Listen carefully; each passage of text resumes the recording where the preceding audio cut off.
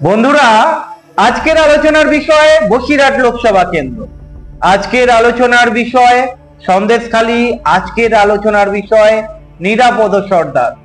আপনারা জানেন 2009 সালের আগে পর্যন্ত এই বসিরহাট লোকসভা কেন্দ্র কিন্তু সিপিআইএম এর দখলে ছিল। সিপিআইএম এর যথেষ্ট প্রভাব ছিল এই বসিরহাট লোকসভা কেন্দ্রে, কিন্তু তারপরে আপনারা দেখেছেন ধীরে ধীরে তৃণমূলের দখলে চলে যায়। মানুষ ভরসা রাখা শুরু করেছিল তৃণমূলের ওপরে। মানুষ ভেবেছিল 34 বছরের শাসন, একটু চেঞ্জেস দরকার, যার ফলে হয়তো তৃণমূলকে মানুষ পছন্দ করেছিল। কিন্তু ধীরে ধীরে বসিরহাট লোকসভা কেন্দ্রের মানুষ দেখেছে হিংসা, রাহাজানি, জমি দখল, ভেরি দখল, গুন্ডামি, অনেক কিছুই দেখেছে। তারপরে ধীরে ধীরে মানুষ ভোট প্রয়োগের অধিকার হারায়। তার আগে পর্যন্ত কিন্তু মানুষ ভোট দিতে পারত। যদি ভোট দিতে না পারত তাহলে কিন্তু তৃণমূল ক্ষমতায় আসতে পারত না। সুতরাং এখান থেকে তো স্বীকার করতেই হবে বাম জামানায় অতটা হিংসা ছিল না। বাম জামানায় হতে পারে কয়েকটা এলাকা বাদে বেশিরভাগ এলাকা সন্ত্রাস মুক্ত ছিল, যার ফলে কিন্তু মানুষ নিজের অধিকার প্রয়োগ করতে পেরেছে এবং নিজের অধিকার প্রয়োগ করেই কিন্তু বাম সরকারকে হটিয়েছিল। কিন্তু মানুষ যেই পরিকল্পনা নিয়ে বসিরহাট লোকসভা কেন্দ্রে টিএমসি কে বসিয়েছে, সেই পরিকল্পনা মানুষের পূরণ হয়নি।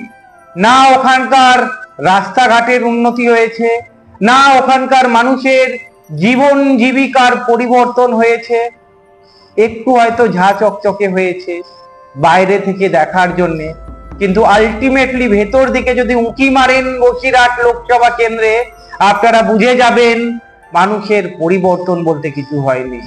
এখনো অনেক এরিয়া রয়েছে বসিরহাট লোকসভা কেন্দ্রে যেখানে মানুষ সপ্তাহে 700 টাকা, 500 টাকা, 600 টাকা ইনকাম করার জন্য রাত দিন পরিশ্রম করে।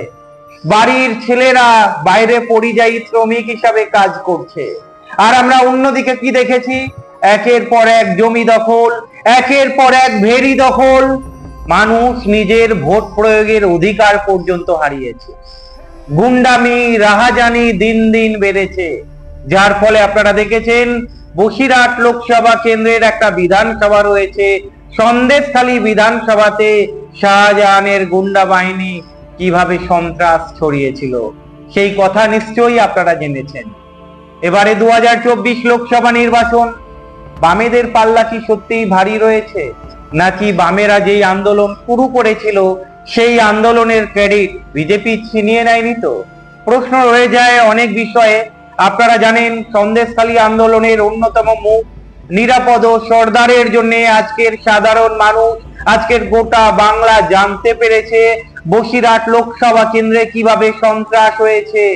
নিরাপদ সর্দার বিভিন্ন সময়ে বলে গিয়েছেন বসিরহাটের অলিতে গলিতে গুন্ডামি, রাহাজানি, বোমা, ভূত দখল, কত আগ্নেয়াস্ত্র মজুদ, সবকিছুই কিন্তু উনি খুলে বলেছেন। তারপরেই কিন্তু মানুষের সামনে এই সব ঘটনা এসেছে। কিন্তু মিডল দিয়ে আপনারা দেখেছেন হয়তো মিডিয়ার মারফতে কিছু ক্রেডিট বিজেপির দিকে চলে যায় এবং এই লোকসভা কেন্দ্রে বাজিমাত করার জন্য আপনারা দেখতে পাচ্ছেন বিজেপি ওই সন্দেশখালী আন্দোলনের একজন নারীকে দাঁড় করিয়েছেন, নাম রেখা পাত্র। আপনারা দেখেছেন ওনার বিভিন্ন সময়ে ওনার ফুটেজ দেখেছেন, যেই কথাগুলো উনি বলেছেন। উনি নিজে এখনো বসিরহাট লোকসভা কেন্দ্রের 7টা বিধানসভা অঞ্চলের নাম জানেন না। উনি প্রার্থী হয়ে গিয়েছেন। উনি যদি লোকসভায় যান, বসিরহাট লোকসভা কেন্দ্রের জন্য কি করবেন, উনি কিভাবে প্রশ্ন করবে, প্রশ্ন রয়ে যায়। আগেই বলেছি, নাকি উনি বিজেপির একটা কাঠপুতুল, সময় এলেই বোঝা যাবে। অন্যদিকে আপনারা জানেন সন্দেশখালীর বিধায়ক, এককালীন বিধায়ক ছিল 2016 সালে নিরাপদ সর্দার সন্দেশখালীর বিধায়ক ছিলেন। ওখানকার রাস্তাঘাট কিভাবে রাহাজানি হচ্ছে, কিভাবে ভেরি দখল হচ্ছে, সব ঘটনা কিন্তু উনি পার্লামেন্টে তুলে ধরেছিলেন, কিন্তু কোনো কাজ হয়নি।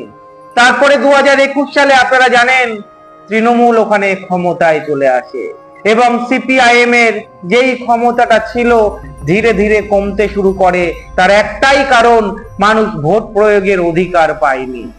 এবারে দেখেছেন সিপিআইএম কিভাবে ঝাঁপিয়ে পড়েছে। এখান থেকে একটা জিনিস স্পষ্ট, সিপিআইএম কিন্তু ঘুরে দাঁড়িয়েছে।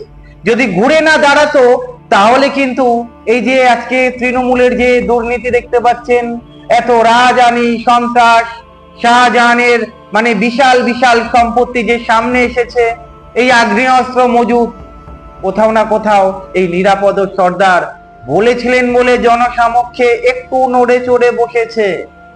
আর এই সময় কিন্তু এই নিরাপদ সর্দারকে হালকা ভাবে নেওয়া যাবে না।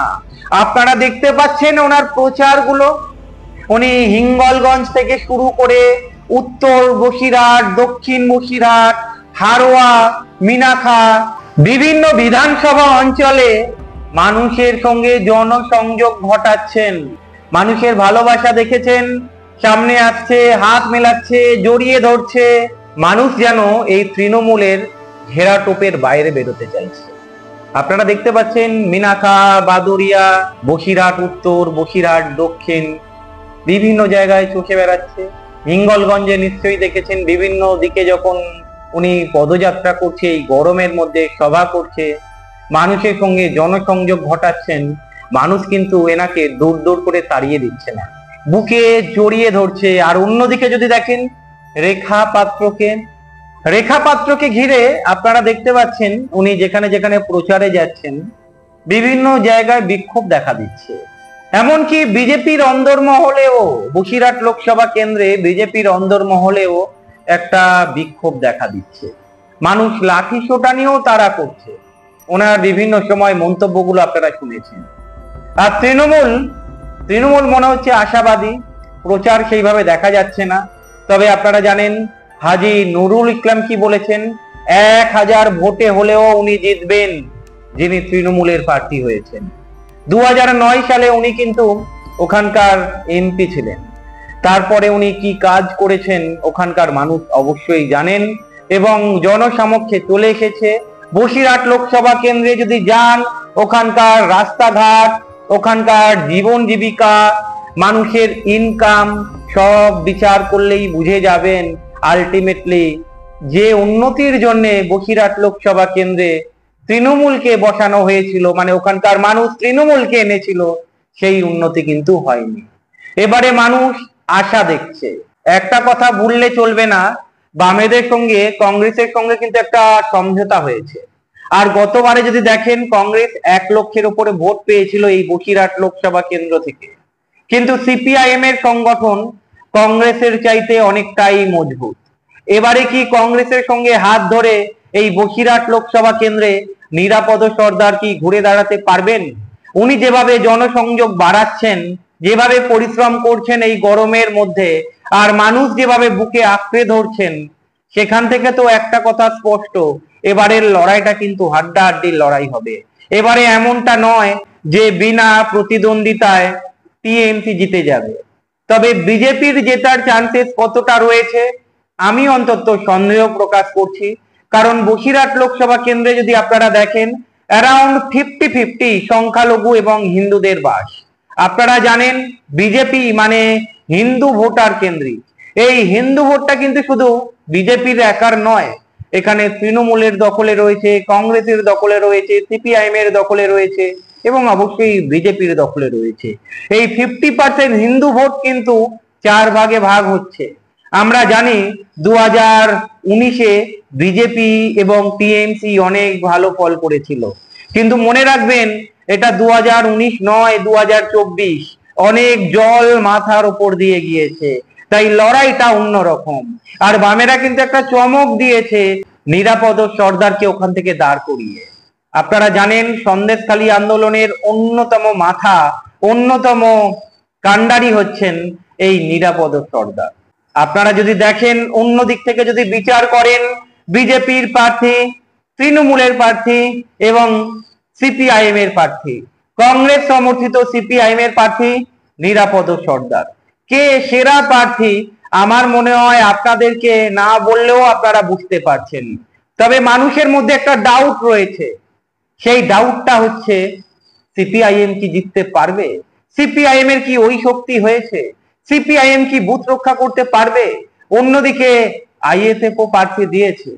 আপনারা জানেন আইএসএফ কিছু অংশের ভোট কাটতে পারে। পঞ্চায়েতে বেশ কিছু এলাকা রয়েছে যেখানে আইএসএফ বেশ প্রভাব বিস্তার করেছে, কিন্তু লোকসভা নির্বাচন সম্পূর্ণ আলাদা। এই লোকসভা নির্বাচনে মানুষ জানে আইএসএফ যতই প্রার্থী দিক, আইএসএফ কিন্তু এখান থেকে জিততে পারবে না। যদি তৃণমূলকে হারাতে হয়, বিজেপিকে হারাতে হয়, যারা তৃণমূলের এবং বিজেপির বিরুদ্ধে রয়েছে তারা কিন্তু একটা দিকেই ভোট দেবে, বাম কংগ্রেসের দিকে। এটা একটা অনুমান বলতে পারেন। কেন বলছি অনুমান? বন্ধুরা, আপনারা যদি দেখেন এই যে পঞ্চায়েত নির্বাচনে কত হিংসা হয়েছিল, কিভাবে মানুষ আক্রান্ত হয়েছে তৃণমূলের গুন্ডা বাহিনীর দ্বারা, সেখানে কিন্তু বাম আইএসএফ যৌথভাবে রুখে দাঁড়িয়েছিল। আর আইএসএফ কর্মীরা বা সমর্থকরা অবশ্যই ভাববে যদি তৃণমূল আবার এখান থেকে জিতে যায় তাহলে কিন্তু এই অত্যাচারের মাত্রা ধীরে ধীরে বাড়তে পারে, 5 বছর আবার অত্যাচার সইতে পারে। কিন্তু অন্যদিকে তৃণমূল কিন্তু আগের প্রার্থীকে সরিয়ে দিয়েছে। নৌশাদ জাহান ওখান থেকে প্রার্থী ছিলেন, উনি কিন্তু ওই যে সন্দেশখালী যেই আন্দোলন হলো ওনাকে দেখা যায়নি ওখানে। হতে পারে এই কারণেই ওখান থেকে নৌশাদ জাহানকে আর দাঁড় করানো হয়নি। তবে তৃণমূলও চাইবে যে হিংসা সন্দেশখালীর মানুষ দেখেছে, বসিরহাটের মানুষ দেখেছে, সেখান থেকে তাদেরকে মুক্তি দিতে। তৃণমূলও হাত গুটিয়ে বসে নেই। তৃণমূল যখন বলছে 1000 ভোটে হলেও জিতবে, তার মানে কিন্তু তৃণমূল আশাবাদী। দেখা যাক এই কেন্দ্রে কে জেতে, মানুষ কাকে ভোট দেয়। তবে প্রচারের নিরিখে যদি বলি, মানুষের জনসংযোগ যেভাবে সিপিআইএম বাড়াচ্ছে, এই লোকসভা কেন্দ্রে কিন্তু বাম কংগ্রেস এবারে ম্যাজিক দেখাবে। বাম কংগ্রেস ঘুরে দাঁড়াতে পারে। পঞ্চায়েত নির্বাচনে আমরা দেখেছি যেখানে যেখানে প্রার্থী দিতে পেরেছিল সেখানে কিন্তু বামেরা ভালো রেজাল্ট করেছিল। আপনারা যদি দেখেন অনেক জায়গায় প্রার্থী দিতে পারেনি। এবারে কিন্তু খেলাটা অন্যরকম হবে। যারা ভোট প্রয়োগের অধিকার পায়নি তারা কাকে ভোট দেবে? মানুষ কি নিরাপদ সর্দারের ওপরে ভরসা রাখবে? নিরাপদ সর্দার যদি জেতে বসিরহাট লোকসভা কেন্দ্রের উন্নতি ঘটাতে পারবে, অর্থনৈতিক উন্নতি, ওখানকার মানুষের জীবন জীবিকার একটু পরিবর্তন, রাস্তাঘাট, জলের সমস্যা, ভেরির সমস্যা দখল হয়ে গেছে, ফিরিয়ে দিতে পারবে? মানুষকে কি শান্তিতে রাখতে পারবে? বামেরা বলছে বামেরা প্রস্তুত, বামেরা এবারে ভালো রেজাল্ট করার জন্য প্রস্তুত, বামেরা মানুষকে প্রোটেকশন দেবার জন্য প্রস্তুত। দেখা যাক নির্বাচনে কি হয়। ভালো থাকবেন।